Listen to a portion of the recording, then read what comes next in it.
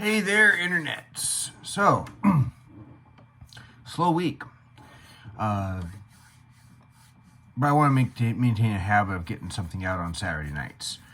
So I might skip this next one because, hey, it's going to be Christmas, and there are times I try not to post political stuff. But I might try and finish up something, kind of an election post-mortem thing this week. So, kind of a couple of short things. I did finally finish watching the series Wednesday. Good series if you like horror. If you're a fan of Addams Family, good series. Give it a look. It's not particularly woke, which is a shock from Netflix. So the woke cult didn't take over that one. I mean, granted, there are a few ideas that the character expresses that are left of center, but that's not to be shocking out of anything from Hollywood or any young person nowadays. But it is a fun series, good series. My wife, who normally doesn't like horror, liked it. It's neat to see a take on a teenage Wednesday Addams. I am actually hoping for a sequel in that. But news about the main thing that's newsworthy, of course, Elon Musk keeps putting out little bits and pieces of the Twitter files, which kind of makes the story just kind of slow dribble out. But, evidence, again, of more collusion between the FBI and Twitter to suppress speech. But there's another kind of speech I want to kind of focus on that's not necessary, not right. And Elon Musk on the receiving end of it, but the liberals in the media also didn't like getting a taste of their own mess when they saw some accounts get shut down temporarily. And Elon Musk hasn't even banned them permanently for the most part. And that's the people that are going around doxing. I don't understand doxing. Haven't been on the receiving end of it, at least not yet. It's one thing I don't understand why people find it necessary. It's not a new thing. Several years ago in California, there was a lawsuit trying to get the names and addresses and employers of people that signed for an initiative petition.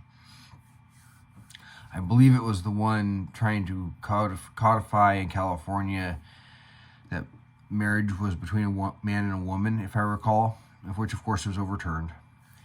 And they said, well, we just have a right to know. But what everyone strongly suspected was that they were going to go and show up at people's place of employment and picket and say, this guy that works here hates gay people. When they may not hate gay people, they just don't believe in same-sex marriage.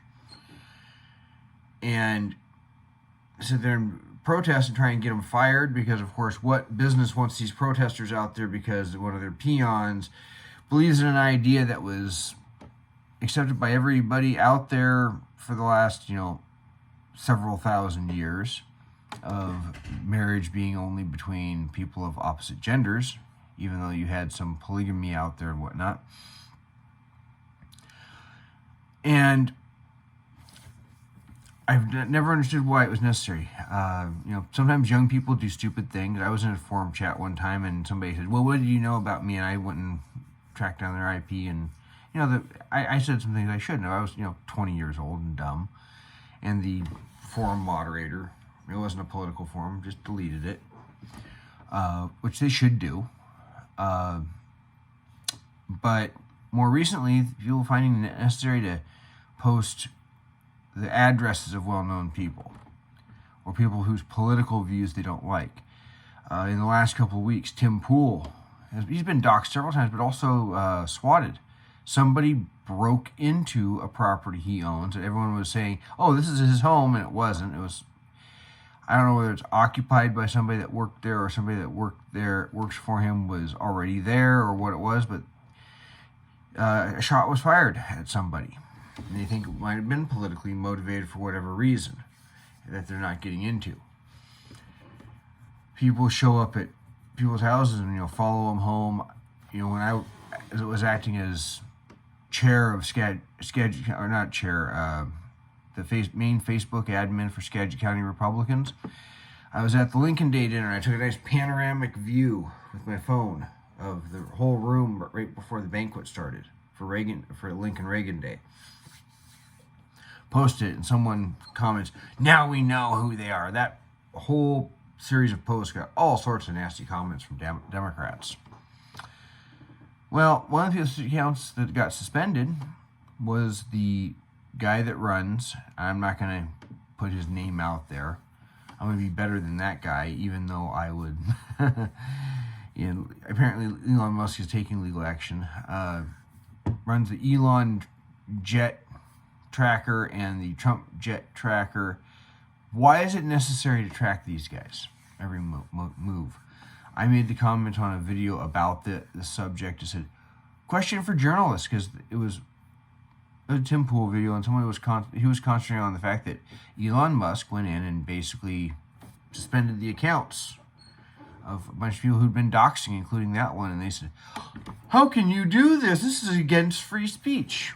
Well, for one, now you got to taste your own medicine when you got suspended for something like that. And quite often, groups like that don't get suspended. Antifa groups and whatnot can advocate violence, get away with it. And yet, conservatives say something like, "Well, learn to code," and they get banned permanently. And sometimes without even a reason, even for a joke. Some of the FBI collusion was about joke accounts and tweets that were clearly jokes or satire, and very few followers, and were getting selected for review and possibly gotten rid of. And now they got a taste of their own medicine. Well, why is it somebody commented, "Well, everybody has a right to know where he is." Really? Why? Why does somebody need to know where a private citizen is all the time? Don't even really get to know where the president is all the time. He's a public figure. He's a public official. Or most other congressmen. And we would all understand why you don't. It's security. You get a high profile individual.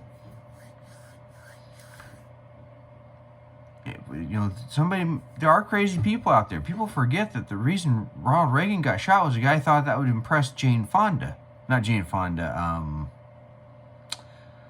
I can't think of her name now.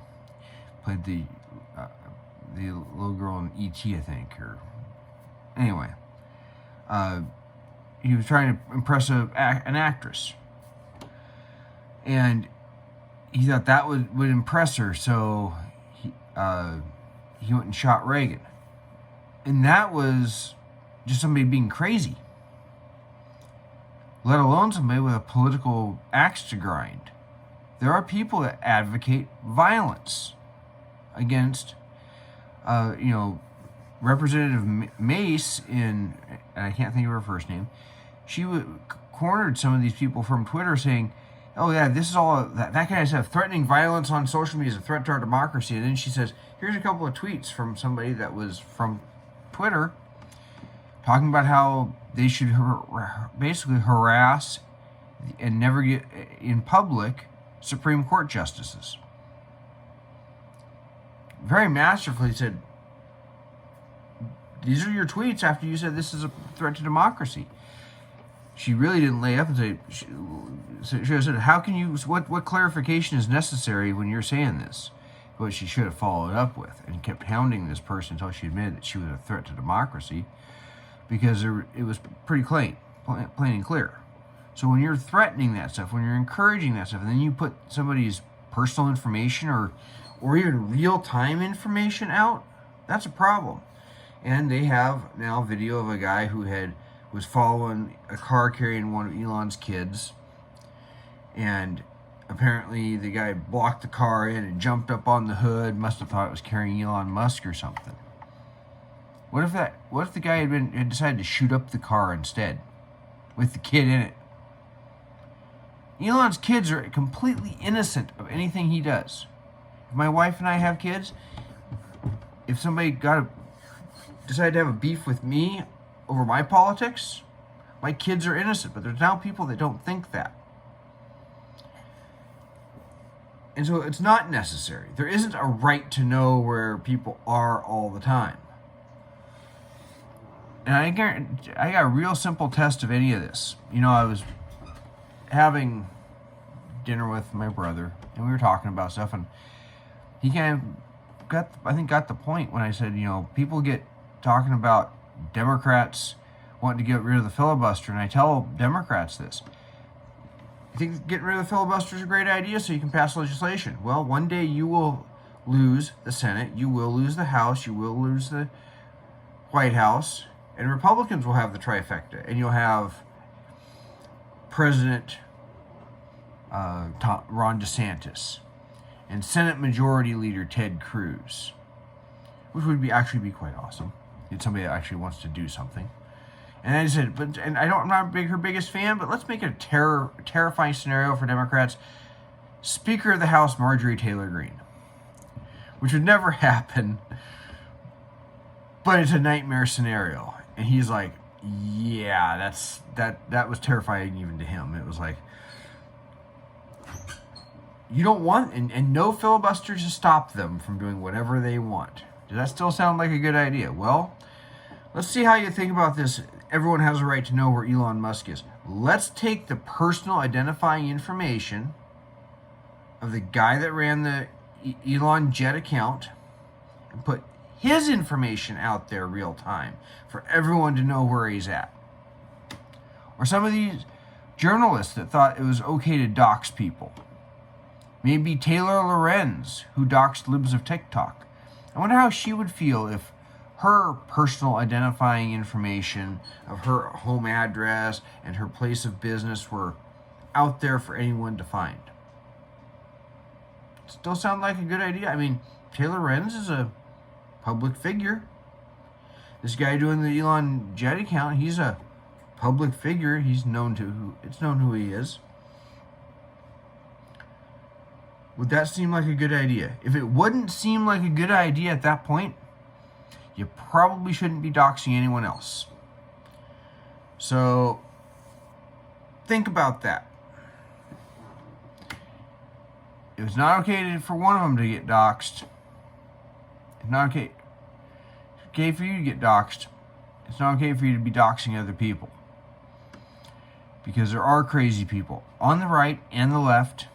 Sometimes you're just simply crazy and they're not anything. Most of your mass shooters seem to be a weird mismatch of right and left, or they'll be to the left. They're actually not to the right. But think about that before you think it's okay that. So when Elon Musk suspended a bunch of accounts and said, if you're doxing people real time, you will get suspended. That's a hard line. Most especially something where it's like real time, he said. If it's at least 24 hours after, it's not. That's a hard line. It's pretty close to objective. And that's not asking too much for people to abide by an objective standard. So, with that being said, really appreciate it if you could hit that like button, subscribe if you haven't, and share this video with your friends. I could appreciate getting it out. So, until then, if I don't post anything before Christmas, have a Merry Christmas. If you are Jewish, Happy Hanukkah. If you are pagan, because I do have pagan friends, Happy Solstice.